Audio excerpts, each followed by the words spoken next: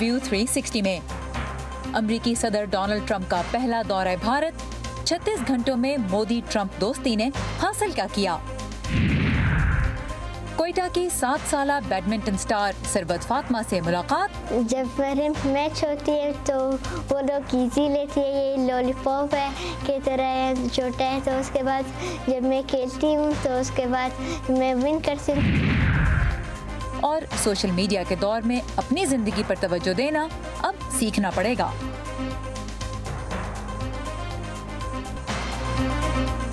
अमेरिकी सदर भारत के दौरे पर दारुल हुकूमत दिल्ली, कई दहाइयों के बदतरीन तशद्दुद की लपेट में। वॉइस ऑफ अमेरिका के वाशिंगटन स्टूडियो में आप सबको खुशामदीद। व्यू 360 के साथ मैं हूँ सारा जमान। एक ऐसे वक्त पे जब भारतीय वज़ीर आज़म नरेंद्र मोदी अमेरिकी मेहमान सदर की मेज़बानी में कोई कसर नहीं छोड़ना चाहते, भारतीय दारुल हुकूमत दिल्ली में पुरतशद्दुद वाक़यात के नतीजे में 7 अफराद हलाक हो चुके हैं। शहर का शमाल मशरक़ी हिस्सा मुतनाज़ा शहरियत कानून के खिलाफ मुजाहिरों का मरकज़ बना हुआ है। कानून के हामी और मुखालिफिन के दरमियान इतवार के रोज़ झड़पों का आगाज़ हुआ, जिनमें एक पुलिस एहलकार हलाक हो गया था। गुज़िश्ता 24 घंटों के दौरान तशद्दुद में इजाफा हुआ है और अब तक की इत्तलात के मुताबिक 7 हलाकतों के अलावा कम अज़ कम 150 अफराद ज़ख्मी भी हो चुके हैं।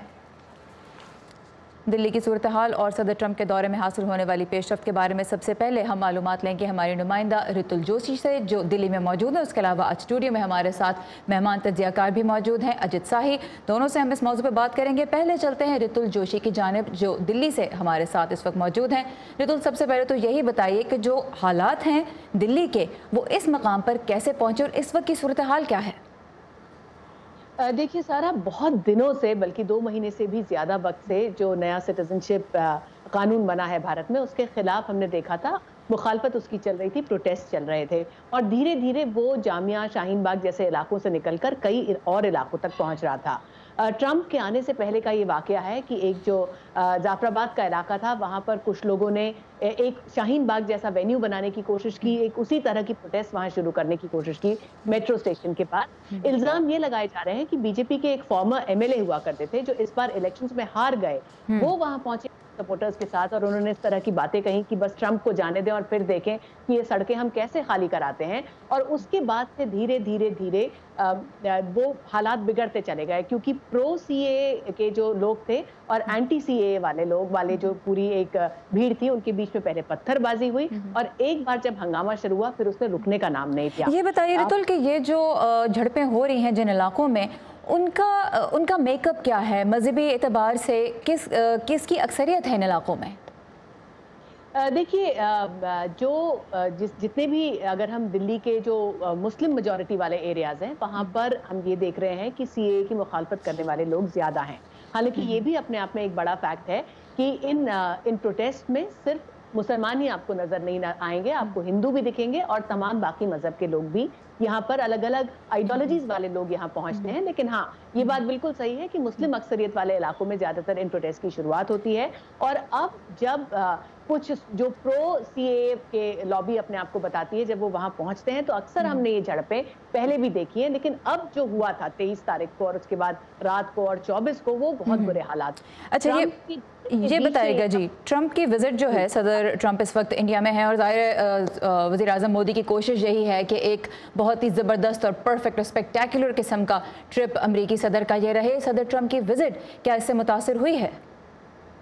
देखिए, वही बात मैं आपको बोल रही थी कि ऐसा नहीं कि कोई बहुत ऐसा डायरेक्ट इम्पैक्ट पड़ा हो, लेकिन ये बात बिल्कुल सही है कि इतना एक इम्पॉर्टेंट विजिट चल रहा है और उसके बीच से इस तरह की नेगेटिव इमेजेस आ रही हैं, गाड़ियां जलने की, लोगों के मरने की, घायल लोग सड़कों पर पड़े हैं। और एक पूरा इलाका है, नॉर्थ ईस्ट दिल्ली का जो पूरा इलाका है, उसमें अब 1 महीने के लिए सेक्शन 144 लगा दिया गया है, जो कि एक रिस्ट्रिक्टिव ऑर्डर है। तो जाहिर तौर पर कोई भी मुल्क ये नहीं चाहेगा कि एक इतनी इंपॉर्टेंट विजिट, जिसे वो इतनी तवज्जो दे रहा है, उसके दौरान इस तरह की नेगेटिव रिपोर्टिंग वहां से चले या ऐसे किसी तशद्दुद की खबरें आए। राइट, और खास तौर पर कैपिटल से। अच्छा, ये बताइए, अब आज जो पिछले 24 घंटा के दौरान मुलाकातें हुई हैं सदर ट्रंप के वज़ीर आज़म मोदी की, उनमें फिर कुछ अहम इशूज़ पर भी बात हुई है, तो किन मामलों पर बातचीत की गई है और क्या ठोस नतीजे सामने आए हैं?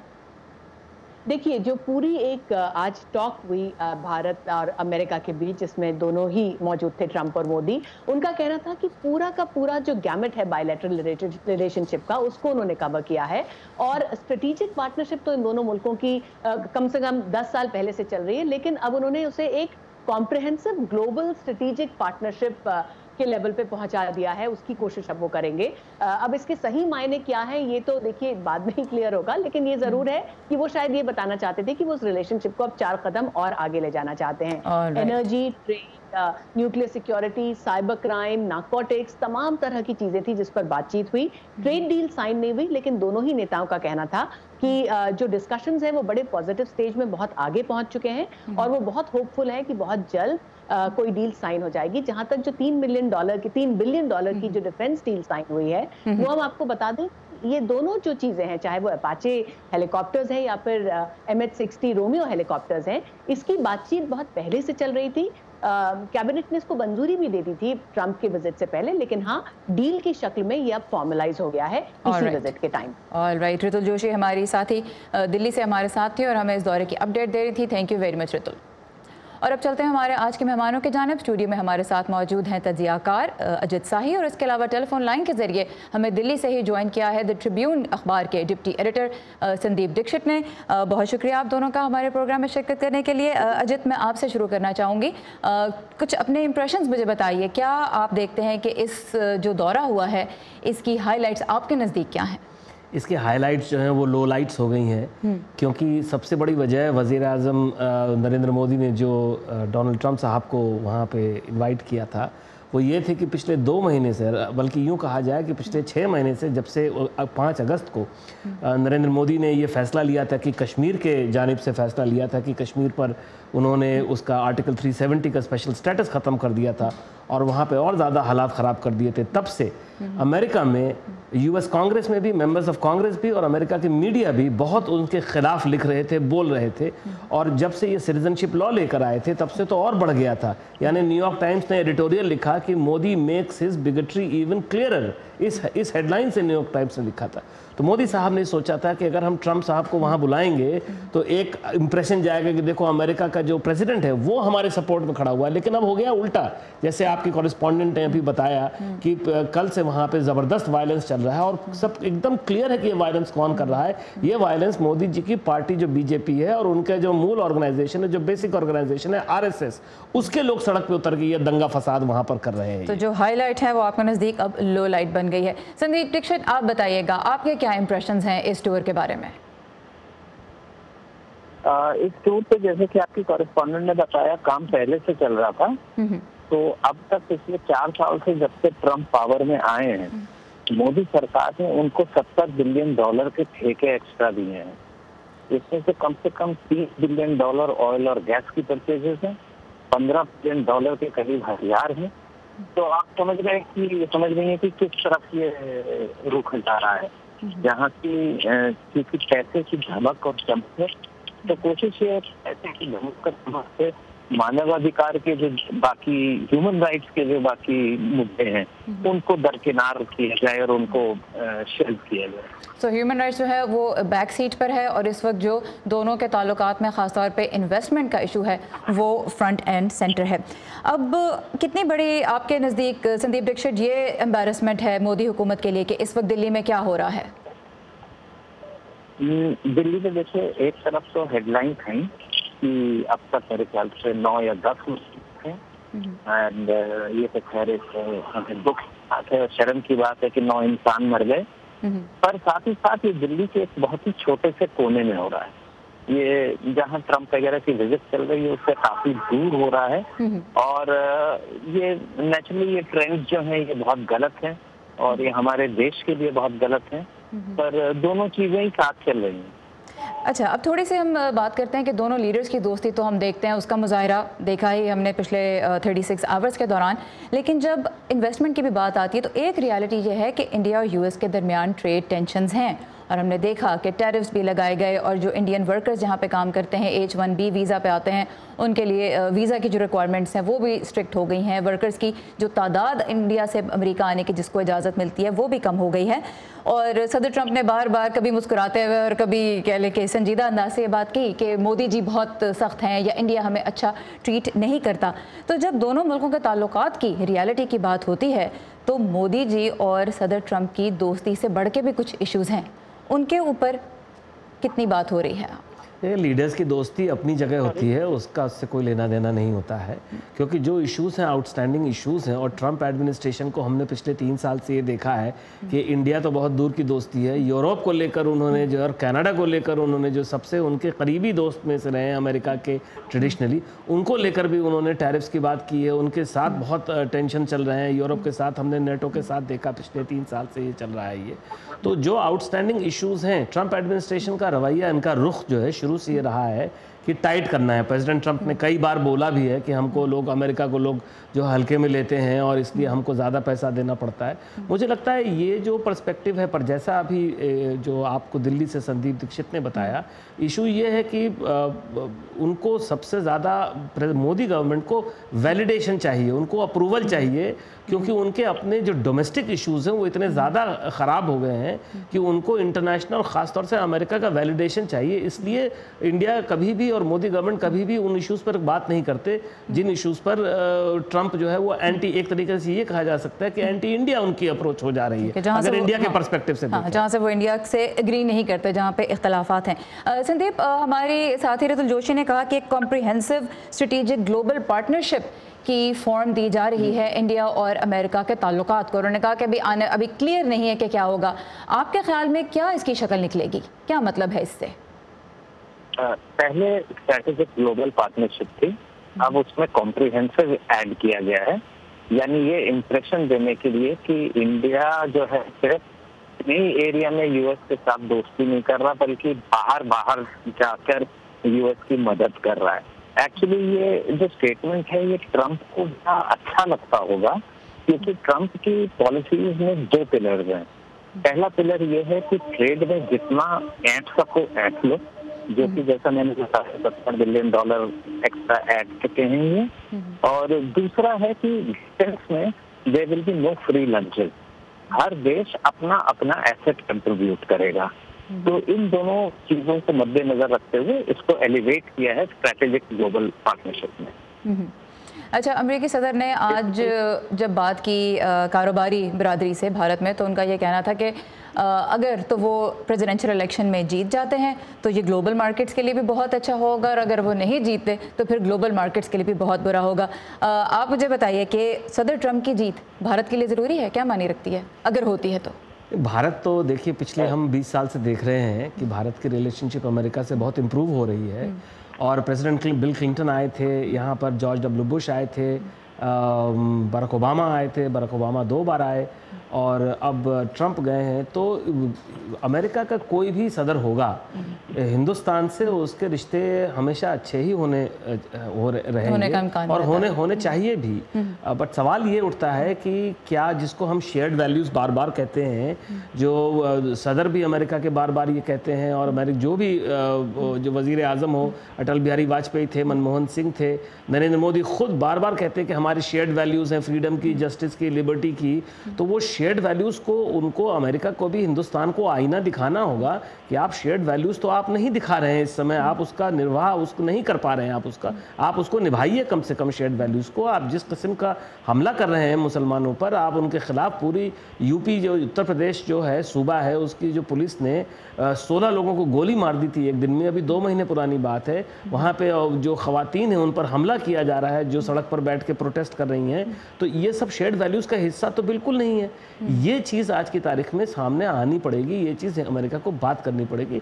जहाँ तक रिश्तों की बात है, वो तो मुझे लगता है वो कोई भी प्रेसिडेंट हो, ट्रंप हो या उनके अलावा कोई और बन जाए, रिश्ते तो उसी रफ्तार से आगे बढ़ेंगे। और एक क्रिटिसिज्म जो जहाँ वाशिंगटन में ट्रंप इंतज़ामिया पे भी होता है, जो इंसानी हुकूक की आलमी तंजीमें हैं वो भी जो क्रिटिसाइज़ करती हैं, वो यही है कि ट्रंप इंतज़ामिया ने भी ह्यूमन राइट्स के इशू को पीछे धकेल दिया है, वो उसको प्रायोरिटाइज़ नहीं कर रहे, वो इन्वेस्टमेंट को, ट्रेड को, इकोनॉमी को प्रायोरिटाइज़ कर रहे हैं। संदीप दीक्षित हमारे साथ थे दिल्ली से, भारत में द ट्रिब्यून अखबार के डेप्यूटी एडिटर। संदीप दीक्षित, बहुत शुक्रिया हमें वज़रिया फ़ोन लाइन ज्वाइन करने का। और यहाँ पे अजित शाही, सीनियर तज्ज़ियाकार और इन्वेस्टिगेटिव जर्नलिस्ट हमारे साथ स्टूडियो में मौजूद थे। आपके वक्त का बहुत शुक्रिया। और अमेरिकी सदर डोनाल्ड ट्रंप का जो पहला दौरा हुआ है भारत का, इसके बारे में तज्ज़ियाकार क्या कह रहे हैं और प्रेस कॉन्फ्रेंसेस से क्या डिटेल सामने आएंगी, ये भी आप जान सकेंगे। इसके लिए आइए हमारी वेबसाइट urduvoa.com पे या फिर फॉलो कीजिए हमारे सोशल मीडिया प्लेटफॉर्म्स को। अमरीका और तालिबान के दरमियान तशद्दुद में 1 हफ्ते तक की कमी रखने के मुआहदे पे अब तक तमाम फरीकैन अमल कर रहे हैं और तवक्को यही है कि 29 फरवरी को अमरीका और तालिबान अमन मुआहदे पर दस्तखत भी कर देंगे। जहाँ तक एक तरफ अफ़गान अवाम की बात है तो वो तो देर पा अमन की उम्मीद कर रहे हैं, लेकिन अफ़गानिस्तान में अक़वाम मुत्तहिदा के इमदादी मिशन यूनामा ने अपनी ताज़ा तरीन रिपोर्ट में बताया है कि 2019 में भी आम शहरियों की खूनरेज़ी का सिलसिला जारी रहा और हज़ारों जानें ज़ाया हो गईं। तफसीलात नीलोफर मुग़ल से। अफगानिस्तान में अक़वाम मुत्तहिदा की इमदादी मिशन या यूनामा की सन 2019 की रिपोर्ट में अफगान शहरियों की कुल हलाकतों के 49% के लिए तालिबान, दाइश और दीगर जंगजू ग्रुपों को जिम्मेदार ठहराया गया है, जबकि कहा गया है कि 43% हलाकतें हुकूमत नवाज और अमरीकी इत्तेहादी अफवाज के हाथों हुई हैं। यूनामा की रिपोर्ट में कहा गया है कि सिर्फ पिछले 10 सालों में अफगानिस्तान में तनाज़ात में हलाक या जख्मी होने वाले शहरियों की तादाद 1 लाख से ज्यादा हलाकतों के एक संगे मील को अबूर कर चुकी है। 2019 की प्रोटेक्शन ऑफ सिविलियंस रिपोर्ट में यूनामा ने दोबारा मुसलसल छठे साल मुसल्लह कशीदगी के बायस 10,000 से ज्यादा कैजुअल्टीज को डॉक्यूमेंट किया है। इनमें से 1/3 मर्द, खवातीन, लड़के, लड़कियों की हलाकतें हैं। तालिबान ने यूनामा की इस रिपोर्ट को मुस्तरद कर दिया है कि वो ज्यादातर हलाकतों और चोटों के लिए जिम्मेदार हैं। ये रिपोर्ट एक ऐसे वक्त में सामने आई है जब तालिबान और अमरीका के दरमियान लड़ाई में कमी के 7 रोजा मुआहिदे का वक्फा हफ्ते के रोज से शुरू हुआ है। इसका मकसद 29 फरवरी को अमरीका की जानिब से तालिबान के साथ अमन मुआहिदे पर दस्तखत की राह हमवार करना है। अक़वाम मुत्तहिदा में हम तशद्दुद में कमी की किसी भी कोशिश का खैर मक़दम करते हैं जिससे शहरी हलाकतों में भी कमी आएगी। हम यहाँ अफगानिस्तान में लड़ाई का खात्मा और जानी नुकसान का मुकम्मल खात्मा चाहते हैं। तालिबान, अमरीका और अफगान फोर्सेज में आर्जी सुलह के बारे में काबुल के शहरियों ने अमन अमान की सूरत हाल बरकरार रहने के लिए उम्मीद का इजहार किया है। जब मैंने सुबह अपनी दुकान खोली तो मैंने खुद से कहा कि अफगानिस्तान में जंग खत्म हो चुकी है, यहाँ कोई जंग नहीं है, क्योंकि शहर इतना पुरअमन महसूस हो रहा था। मैं हमेशा घर जाते हुए बम धमाकों और हमलों से खौफजदा रहता था, लेकिन गुज़श्ता 3 दिनों से मुझे ये खौफ नहीं है। जब से तशद्दुद में कमी का दौर शुरू हुआ है तो मैं पुरुमीद हूँ कि हमारे मुल्क में अमन आएगा। कतर में 29 फरवरी को अमरीका और तालिबान के दरमियान मुआहिदे पर दस्तखत होने का मुशाहिदा बैनुल-अक़वामी मुअज़्ज़िज़ीन करेंगे। ये मुआहिदा अफगानिस्तान से तकरीबन 13,000 अमरीकी फौजियों के बतदरीज इनखला और जंग के बारे में अफगानिस्तान में मुस्तकिल जंग बंदी और इक़्तिदार में शिरकत पर इत्तेफाक राय के लिए अफगान फरीकैन के माबैन अमन मुज़ाकरात का आगाज करेगा। Nilofar Mughal, voice of America, Washington. तौहीन मज़हब के इल्ज़ाम से बरी होने वाली पाकिस्तानी शहरी आसिया बीबी ने फ्रांस में पनाह की दरख्वास्त दायर की है। इस खबर की तफसील समेत दुनिया भर से अहम खबरों के लिए आई है हमारी वेबसाइट urdu.voa.com पर। अगर वेबसाइट तक रसाई में आपको मुश्किल पेश आती है तो facebook.com/voa उर्दू के पेज पे आप जब चाहें लॉग ऑन कर सकते हैं। इसके अलावा ट्विटर पे हमारा हैंडल है @urduvoa। ताज़ा तरीन खबरें, अहम वाक़यात, ऑडियो वीडियो रिपोर्ट्स और तज्ज़िये देखने, सुनने और पढ़ने के लिए डाउनलोड कीजिए VOA उर्दू की नई ऐप। खबरें अब हर वक्त आपकी मुट्ठी में। कोयटा से ताल्लुक़ रखने वाली सरवत फातिमा बैडमिंटन की माहिर हैं। आलमी सतह पर चैंपियन बनने के लिए दिन रात मेहनत करी है। बस उनकी उम्र है 7 साल। है ना हैरान कुन। सरवत ने 4 साल की उम्र में ये खेल सीखा और इसमें नाम बनाया। आज उनसे हमें मिलवा रहे हैं मुर्तज़ा ज़हरी। 4 साल की उम्र में जब लोग बच्चों को स्कूल में दाखिल कराने से कतराते हैं, इस उम्र में कोयटा की सरवत फातिमा बैडमिंटन के खेल में स्कूल की सतह पर चैंपियन बनी। अपनी उम्र के मुकाबले में कामयाबी के सफ़र में ये नन्ही खिलाड़ी बहुत आगे निकल गई हैं। हाल ही में लाहौर में नेशनल जूनियर चैंपियनशिप के मुकाबलों में सरवत ने पंजाब के फेवरेट सीनियर खिलाड़ी को भी मात दे दी। जब मेरे मैच होती है तो वो लोग ईजी लेती है, ये लॉलीपॉप है की तरह छोटा है। तो उसके बाद जब मैं खेलती हूँ तो उसके बाद मैं विन करती हूँ तो उन लोगों का सरप्राइज़ होता है। मैंने वालिद से सीखा, पहले बेसिक लेफ़्ट और राइट पाँव पीछे करके रैकेट को मारो, फिर ऐसे थोड़ा प्रैक्टिस वगैरह। तो उसके बाद मैं मल्टी शटल पर आ गया, तो उसके बाद मैंने शटल लगाने को स्टार्ट किया, तो उसके बाद मुझे आ गई। सरवत फातिमा के वालिद खुद भी बैडमिंटन के खिलाड़ी और सरवत के कोच हैं। उन्होंने बचपन ही से सरवत को बैडमिंटन खेलने की तरबियत दी। मैंने 4 ईयर से अपना माइंड बनाया कि सरवत को मैंने रैकेट पकड़ना सिखाया कि कुछ मुश्किल नहीं, इसको मैं चैंपियनशिप पे दिखाता हूँ, इसके मैचे दिखाता हूँ लोगों को, कैसे वर्ल्ड लेवल का ये मैचे है, ये आप इसका मूवी देखो। और सरवत को मैंने शुरू से बोला कि तुम्हें इजाज़त नहीं है कि तुम टीवी देखो, मोबाइल देखो, टैबलेट देखो, बस तुम्हारा फोकस मत बैडमिंटन में है और किस्मत स्टडी में है। आमतौर पर खिलाड़ियों के लिए खेल और पढ़ाई के लिए बराबर वक्त निकालना मुश्किल होता है, मगर सरवत फातिमा के वालिदैन खेल के साथ साथ इनकी पढ़ाई पर भी तवज्जो दे रहे हैं। मेरा जो इसके स्टडीज़ के साथ टाइम टेबल होता है, मेरा सेपरेट टाइम टेबल है और वालिद के साथ जो है सेपरेट है। इसके वालिद जो है सिर्फ इनकी मतलब बैडमिंटन को और स्पोर्ट्स को आगे ले जाते हैं और मेरे लिए इनकी स्टडीज़ को आगे ले जाना है। सरवत फातिमा ऐसे बच्चों के वालिदैन के लिए एक मिसाल हैं जो इनकी खेल के मैदान में हौसला अफजाई ज़रूरी नहीं समझते। सरवत मुस्तकबिल में कम उम्री में नेशनल और बैनुल अक़वामी चैम्पियन बनने के लिए दिन रात मेहनत कर रही हैं। Murtaza Zehri, voice of America, Quetta. Best of luck Sarwat. Digital दौर में इंटरनेट के बगैर ज़िंदगी गुजरना तकरीबन अब नामुमकिन दिखाई देता है, लेकिन हो ये रहा है कि हमारी तवज्जो हर वक्त अपनी स्क्रीन्स पर ही रहती है और सोशल मीडिया पे हम चाहते ना चाहते अपना और दूसरों की ज़िंदगियों का मुवाजना भी करते हैं। ऑनलाइन दुनिया के बजाय अपने अंदर की दुनिया से हमारा मुस्बत कनेक्शन बना रहे, इसके लिए अब बहुत से डिजिटल वेलनेस ग्रुप्स दुनिया भर में ही सामने आ रहे हैं। आइए देखते हैं कि ये ग्रुप्स सेहतमंद तर्ज ज़िंदगी को बरकरार रखने में कैसे मदद दे रहे हैं।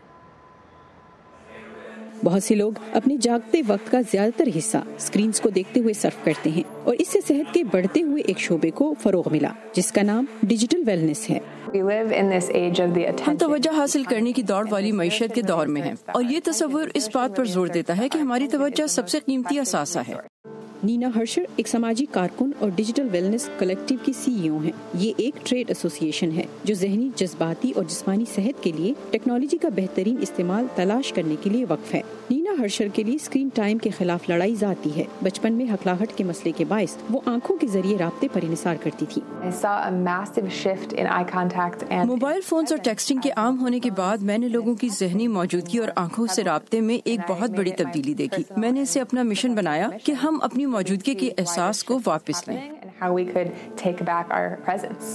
एक तंजीम अमेरिका ऑफलाइन नौमरों के लिए डिवाइस फ्री कैंपिंग का तजर्बा पेश करती है। इसका आगाज नौजवानों की बास्केटबॉल टीम के एक कोच ने स्क्रीन टाइम की वजह से टीम में इत्तेहाद की कमी की वजह से मायूस होकर किया था। दूसरे ग्रुप्स भी मुख्तलिफ तरह के तजर्बात पेश करते हैं, जैसे मराकबा, स्क्रीन पर्सनलाइजेशन और इंटरनेट से अलग होने के मशवरे देते हैं। ऑनलाइन जिंदगी गुजारने से नई बीमारियां पैदा हो रही हैं। इनमें से एक नोमोफोबिया है जो फोन के बगैर होने का खौफ है। सर को 45 डिग्री जाविये पर रखने से टेक नेक हो सकता है और ईमेल्स पढ़ते वक्त सांस रोकने की बीमारी को ईमेल एपनिया कहा जाता है। अगर आपकी लज्जत का दारोमदार सतही क्लिक्स और लाइक्स पर है जो मुसलसल तब्दील होते हैं तो ये बहुत नुकसानदेह साबित हो सकता है। ये काफी है कि कोई डिजिटल डिटॉक्स करना चाहते हैं, कुछ कोशिश कर रहे हैं।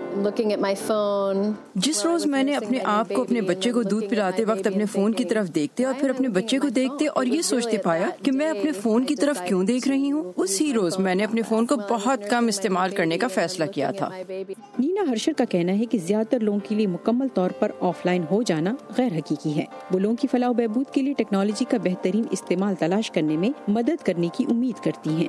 डीना मिचेल की रिपोर्ट के साथ Nilofar Mughal, Voice of America. इसी के साथ ख़त्म होता है आज का व्यू 360। अपनी डिजिटल ज़िंदगी और ज़ाती ज़िंदगी में बैलेंस ज़रूर क्रिएट कीजिए, लेकिन जब भी आपको ताज़ा तरीन अपडेट्स की ज़रूरत हो या आप दिलचस्प आर्टिकल्स और वीडियोज़ को तलाश कर रहे हो तो फिर आइए facebook.com/VOA उर्दू के पेज पे। ट्विटर पे आप हमें फॉलो कर सकते हैं, हमारा हैंडल है @UrduVOA और इंस्टाग्राम पे भी आपको उर्दू VOA के हैंडल के साथ बहुत सी दिलचस्प वीडियोस और तस्वीर मिलेंगी और हम आपके लिए भी अच्छी तस्वीर भी इसी अकाउंट पे पोस्ट करते हैं। तो अपना कैमरा उठाइए और शेयर कीजिए हमारे साथ अपना टैलेंट। सारा ज़मान को अब इजाज़त दीजिए, खुदा हाफ़िज़।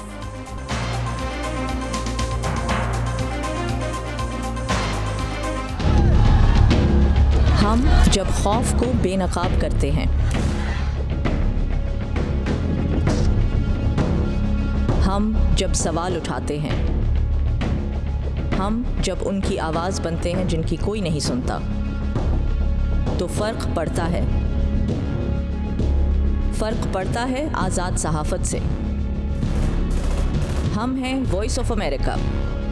हमारे लिए आज़ाद सहाफ़त अहम है।